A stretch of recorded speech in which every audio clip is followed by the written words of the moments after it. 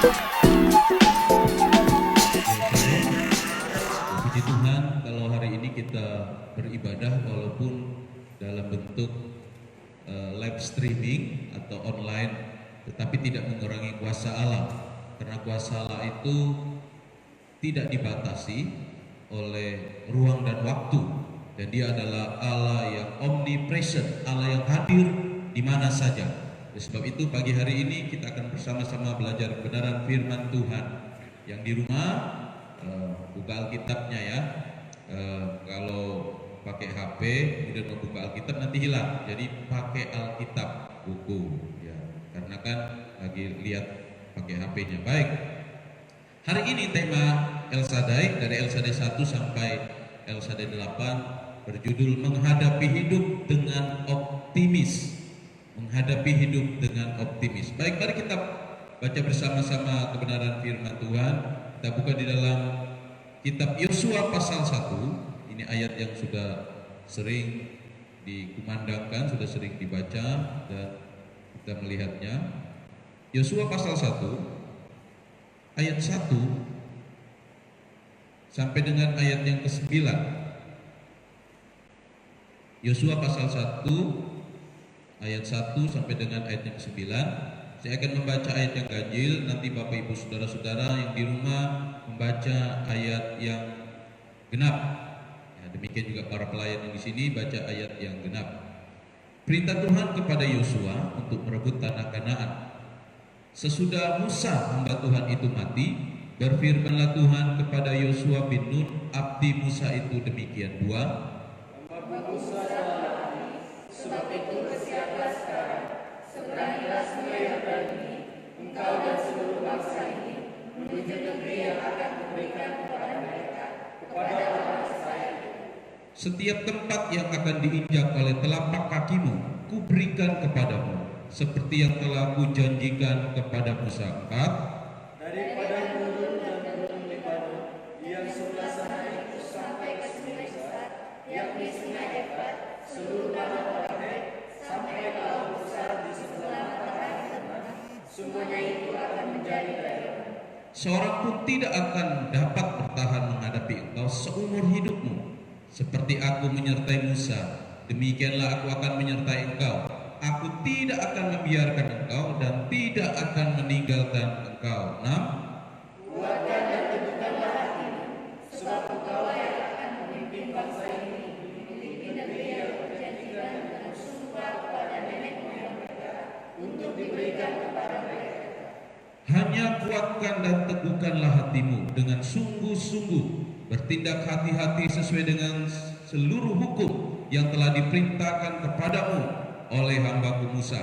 Janganlah menyimpang ke kanan atau ke kiri, supaya engkau beruntung kemanapun engkau pergi. 8. Janganlah engkau lupa memperkatakan kitab Taurat ini, tetapi renungkanlah itu siang dan malam, supaya engkau bertindak hati-hati sesuai dengan segala yang tertulis di dalamnya. Sebab dengan demikian jalanmu akan berhasil dan engkau akan beruntung. Bukankah telah kuperintahkan kepadamu, kuatkan dan teguhkanlah hatimu, janganlah kecut dan tawar hati, sebab Tuhan Allahmu menyertai engkau kemanapun engkau pergi. Dari kasih Tuhan, kisah ini adalah bagaimana ketika bangsa Israel keluar dari tanah Mesir. Kemudian dalam perjalanan mereka dipimpin oleh seorang nabi yang luar biasa, Nabi Musa. Tetapi dalam kisah ini diceritakan, khususnya ayat 1 itu disebutkan bahwa Musa hamba Tuhan itu mati karena juga manusia, dan kehilangan yang luar biasa. Kalau kita baca di kitab Ulangan terakhir, maka dikatakan mereka menangisi Musa itu selama 30 hari, dengan kata lain 1 bulan mereka menangisi yang namanya Musa karena nabi besar, dan mereka kehilangan pemimpin yang luar biasa, pemimpin yang membawa mereka, pemimpin yang menolong mereka dan memperlihatkan kepada mereka keajaiban-keajaiban dari Tuhan yang luar biasa melalui Musa itu. Mereka sangat kehilangan itu. Oleh sebab itu berulang kali dalam pembacaan kita disebutkan ayat 6 itu pertama dikatakan kuatkan dan teguhkanlah hatimu, kemudian diulang lagi di ayat yang ke-9, bukankah telah kuperintahkan kepadamu, kuatkan dan teguhkan hatimu, ditambah dengan kata jangan kecut dan tawar hati. Jadi kita melihat bagaimana ternyata keadaan bangsa itu, termasuk Yosua yang sudah diberi tugas, itu kecut hati, tawar, menjadi pesimis. Ya, karena kita hari ini temanya hidup dalam optimis. Optimis itu penting, menghadapi hidup dengan optimis. Optimis itu adalah gini, sebuah keyakinan adanya kehidupan yang lebih baik. Ya, keyakinan itu digunakan dan kemudian dilakukan dalam aksi. Dan optimis ini adalah sikap atau energi positif. Itu optimis. Beda dengan pesimis. Ya, pesimis itu tadi tuh kecut hati, tawar hati. Hatinya sudah mulai luntur, semangatnya sudah mulai luntur, menghadapi dengan negatif, semuanya negatif. Jadi pentingnya sikap optimis itu yang pertama adalah karena ada energi positif yang ada di dalam kehidupan manusia. Yang kedua, optimis itu adalah sebuah kekuatan mental.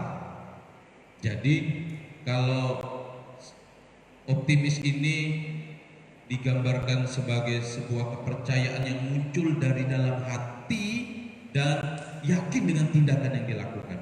Jadi kekuatan mentalnya itu mental baja, itu sikap optimis. Nah, Bapak Ibu sudah kasih Tuhan, dalam pembacaan kita juga kita lihat bahwa sikap optimis itu memberikan pengharapan. Kita lihat dalam bagian ayat yang kita baca tadi, ada yang harus dikerjakan oleh Yosua. Ketika Musa sudah mati, Tuhan ngomong gini, Musa sudah mati, selesai sudah dia. Sekarang engkau harus bangkit, seberangi sungai Yordan dan masuk ke tanah Kanaan. Pimpin bangsa yang besar itu. Bangsa yang dalam pembacaan di Alkitab jelas mengatakan bangsa yang keras, tegar tengkuk, keras kepala, kepala batu istilahnya begitu ya. Dan ini harus dipimpin oleh Yosua. Yosua sepanjang hidup Musa dia sudah melihat bagaimana Musa memimpin, bagaimana kelakuan bangsa itu terhadap Musa. Dia sudah tahu, mengenal betul karakter daripada bangsa itu. Tapi Tuhan ngomong sekarang sudah mati Musa, sekarang tugasmu untuk melanjutkannya. Makanya Tuhan mengingatkan kepada Yosua tadi berulang-ulang, kuatkan, teguhkan hatimu, bangun sikap optimis, punya sikap yang positif. Dalam optimis itu ada harapan yang besar. Hal yang harus dilakukan, yang pertama adalah kita lihat bangkit dari kedukaan. Karena mereka lagi berduka, mereka kehilangan sangat banyak, mereka putus harapan karena pemimpin mereka dipanggil. Yang kedua yang mereka harus hadapi adalah seberangi sungai Yordan. Sungai Yordan dikatakan pada waktu itu sedang banjir besar. Kemudian selanjutnya yang Tuhan inginkan selain bangkit dari kedukaan, yang kedua itu seberangi sungai Yordan, yang ketiga itu mereka harus melakukan. Ya. Mereka harus mengerjakan, kuatkan, jangan patah arang.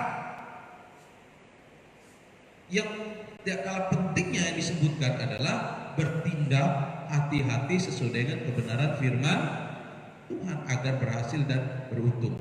Ya. Jangan lupa ngomong firman Tuhan, ya, bukan ngomongin orang. Jadi mereka harus berusaha meyakinkan. Saudara kasih Tuhan, ini semua cara Tuhan. Cara Tuhan untuk membuka pikiran dan semangat daripada bangsa itu untuk tidak tergantung kepada yang namanya Musa saja. Sehingga Tuhan ngomong, seperti aku memimpin, menolong Musa, menyertai Musa, demikian juga aku akan menyertai. Dalam hari-hari ini berapa banyak orang yang menghadapi sikap yang mulai pesimis dengan keadaan, khususnya bagi para bisnis, UKM, dan sebagainya.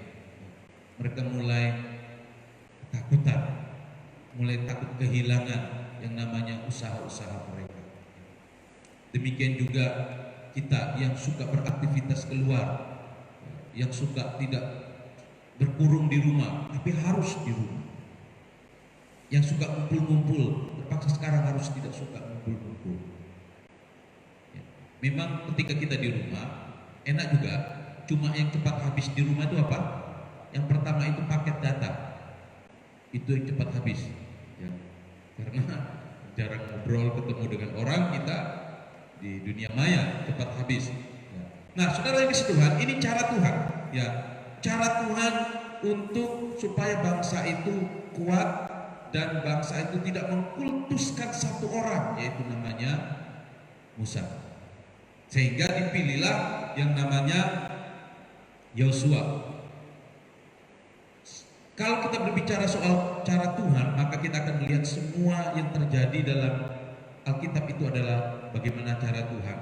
Ya, cara Tuhan membawa bangsa itu berputar-putar 40 tahun, ya, supaya mereka dari mental budak menjadi mental pemilik. Bagaimana Yusuf, ya, kalau kita Yusuf juga dibawa ke Mesir, cara Tuhan untuk menghidupi bangsa itu supaya bangsa itu tidak punah. Demikian juga cara Tuhan ketika kita menghadapi situasi wabah seperti ini. Ini wabah yang luar biasa, sampai rumah-rumah ibadah harus istilahnya tidak ada ibadah. Tapi kita percaya dengan omnipresent, Allah Maha hadir di mana saja. Oleh sebab itu, mungkin ini cara Tuhan untuk kita, apakah kita ketika kita di rumah, kita bersekutu bersama dengan Tuhan secara pribadi, atau kita lebih suka hanya sekedar kumpul-kumpul, setelah itu kan saya sudah ibadah.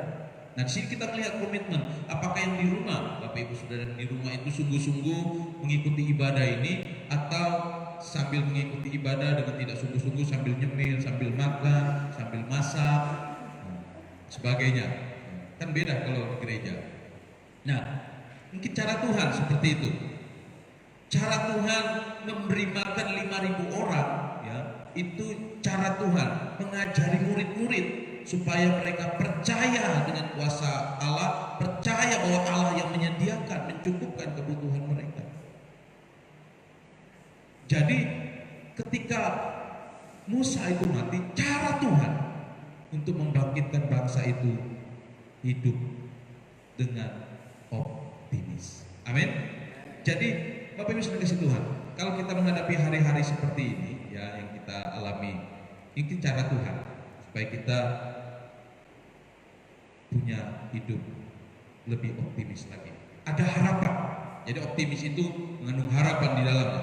Pesimis adalah keadaan di mana kita mengalami keraguan, kebingungan, ketakutan menghadapi kehidupan. Itu pesimis.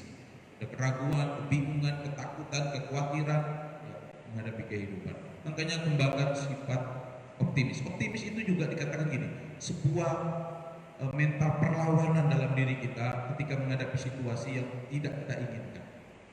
Saya yakin hari ini ditolong oleh Tuhan. Saya yakin hari ini diberkati oleh Tuhan. Saya yakin hari ini